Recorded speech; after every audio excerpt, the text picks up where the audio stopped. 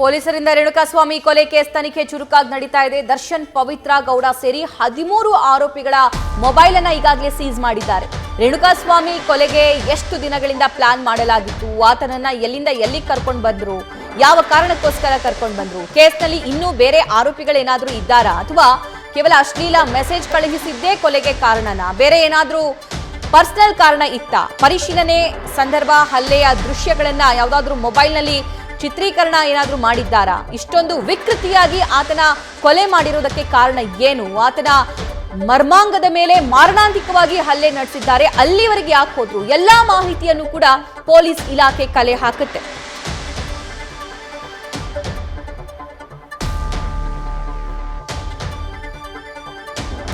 ಈ ಬಗ್ಗೆ ಮತ್ತಷ್ಟು ಲೈವ್ ಡೀಟೇಲ್ಸ್ ನಮ್ಮ ಪ್ರತಿನಿಧಿ ಸಂದೇಶ್ ನೀಡ್ತಾರೆ. ಸಂದೇಶ್, ಪ್ರಕರಣಕ್ಕೆ ಸಂಬಂಧಪಟ್ಟಂತೆ ಈಗಾಗಲೇ ಅನ್ನಪೂರ್ಣೇಶ್ವರಿ ನಗರ ಪೊಲೀಸ್ ಸ್ಟೇಷನ್ ನಲ್ಲಿ ಆರೋಪಿಗಳಿದ್ದಾರೆ. ವಿಚಾರಣೆ ಹೇಗೆ ಸಾಗ್ತಿದೆ, ನಿನ್ನೆಯಿಂದ ಇಲ್ಲಿವರೆಗೆ ಸಿಕ್ಕಿರುವಂತಹ ಮಾಹಿತಿಗಳು ಏನೇನು?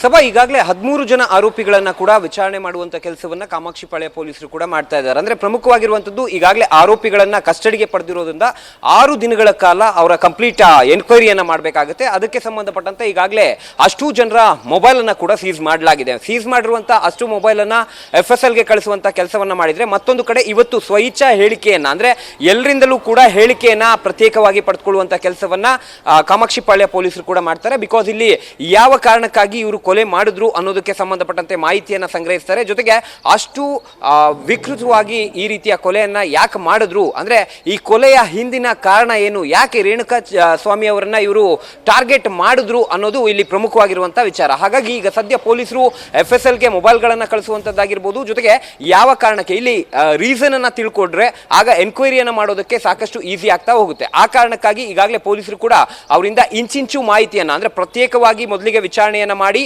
ವಿಚಾರಣೆ ಸಂದರ್ಭದಲ್ಲಿ ಹೇಳಿಕೆಯಲ್ಲಿ ಏನಾದರೂ ಡಿಫರೆನ್ಸ್ ಬಂದ್ರೆ ಆಗ ಎಲ್ಲರನ್ನೂ ಕೂಡ ಅಂದ್ರೆ ಯಾರ ಹೇಳಿಕೆಯಲ್ಲಿ ಡಿಫರೆನ್ಸ್ ಬರ್ತಾ ಇದೆ ಅವರನ್ನ ಮುಖಾಮುಖಿ ಕೂರಿಸಿ ವಿಚಾರಣೆ ಮಾಡುವಂತ ಕೆಲಸವನ್ನ ಕೂಡ ಮಾಡ್ತಾರೆ. ಜೊತೆಗೆ ಈ ಒಂದು ಕಂಪ್ಲೀಟ್ ಸಿನಾರಿಯೋ ಅಲ್ಲಿ ಯಾರೆಲ್ಲ ಇನ್ವಾಲ್ವ್ಮೆಂಟ್ ಇದೆ, ಅಂದ್ರೆ ಯಾರೆಲ್ಲರ ಇನ್ವಾಲ್ವ್ಮೆಂಟ್ ಯಾವ ರೀತಿ ಇದೆ ಅನ್ನೋದನ್ನ ಈಗ ಪೊಲೀಸರು ತಿಳ್ಕೊಳ್ಬೇಕಾದಂತಹ ಸಮಯ. ಹಾಗಾಗಿ ಈಗ ಮುಂದಿನ ಹಂತದಲ್ಲಿ ಸ್ಥಳ ಮಾಜರಾಗಿರ್ಬೋದು, ಜೊತೆಗೆ ವೆಪನ್ಸ್ ರಿಕವರಿ, ಜೊತೆಗೆ ಗಾಡಿಗಳನ್ನ ರಿಕವರಿ ಮಾಡ್ಕೊಳ್ಳುವಂತ ಕೆಲಸ ಇರೋದ್ರಿಂದ ಮೊದಲಿಗೆ ಅವರಿಂದ ಹೇಳಿಕೆಯನ್ನ ಪಡೆಯುವಂತ ಕೆಲಸವನ್ನ ಮಾಡಬೇಕಾಗುತ್ತೆ. ಆ ಕಾರಣಕ್ಕಾಗಿ ಈಗಾಗಲೇ ಆರೋಪಿಗಳನ್ನ ಅಂದ್ರೆ 13 ಜನ ಆರೋಪಿಗಳನ್ನ ಕೂಡ ಈಗಾಗಲೇ ಕಾಮಾಕ್ಷಿಪಾಳ್ಯ ಪೊಲೀಸರು ವಿಚಾರಣೆಯನ್ನ ಮಾಡ್ತಾ ಇದ್ದಾರೆ. ಅವರ ಹೇಳಿಕೆಯ ಆಧಾರದ ಮೇಲೆ ಮುಂದಿನ ತನಿಖೆ ನಡೀತಾ ಹೋಗುತ್ತೆ. ಅಂದ್ರೆ ಪ್ರಮುಖವಾಗಿರುವಂತದ್ದು ಅವರು ಎಲ್ಲಿ ಕಿಡ್ನಾಪ್ ಮಾಡಿದ್ರು, ಜೊತೆಗೆ ಇವರಿಗೆ ಕಿಡ್ನಾಪ್ ಅನ್ನ ಮಾಡೋದಕ್ಕೆ ಯಾರು ಹೇಳಿದ್ದು ಅಥವಾ ಯಾರ ಡೈರೆಕ್ಷನ್ ಮೇಲೆ ಕಿಡ್ನಾಪ್ ಅನ್ನ ಮಾಡಿದ್ರು, ಕಿಡ್ನಾಪ್ಗೂ ಮುಂಚೆ ಮಾತುಕತೆಗಳು ಏನಾದರೂ ನಡೆದಿತ್ತಾ, ಯಾಕಂದ್ರೆ ಇಲ್ಲಿ ಮೇನ್ ಹಬ್ ಅಂದ್ರೆ ಎಲ್ಲಿಂದ ಈ ಒಂದು ಕಂಪ್ಲೀಟ್ ಪ್ರಕರಣ ಶುರುವಾಗುತ್ತೆ ಅಂದ್ರೆ ಅದು ರಘು ಅಲಿಯಾಸ್ ರಾಘವೇಂದ್ರ, ಅಂದ್ರೆ ಚಿತ್ರದುರ್ಗದ ದರ್ಶನ್ ಅಭಿಮಾನಿ ಬಳಗದ ಒಂದು ಅಧ್ಯಕ್ಷ ಏನಿದ್ದಾನೆ ಆತನ ಮುಖಾಂತರವಾಗಿ ಕಂಪ್ಲೀಟ್ ಈ ಒಂದು ಪ್ರಕರಣ ಶುರುವಾಗುತ್ತೆ. ಹಾಗಾಗಿ ಆತನ ವಿಚಾರಣೆ ಮಾಡಿ ಎಲ್ಲಿ ಕಿಡ್ನಾಪ್ ಮಾಡಿದ್ರು, ಯಾರು ಕಿಡ್ನಾಪ್ ಮಾಡೋದಕ್ಕೆ ಹೇಳಿದ್ರು, ಜೊತೆಗೆ ಕಿಡ್ನಾಪ್ ಮಾಡಿದ ಬಳಿಕ ಎಲ್ಲಿಗೆ ಕರ್ಕೊಂಡು ಹೋಗಿದ್ರಿ ಅನ್ನೋದಕ್ಕೆ ಸಂಬಂಧಪಟ್ಟಂತೆ ಮಾಹಿತಿಯನ್ನ ಸಂಗ್ರಹ ಮಾಡ್ತಾರೆ.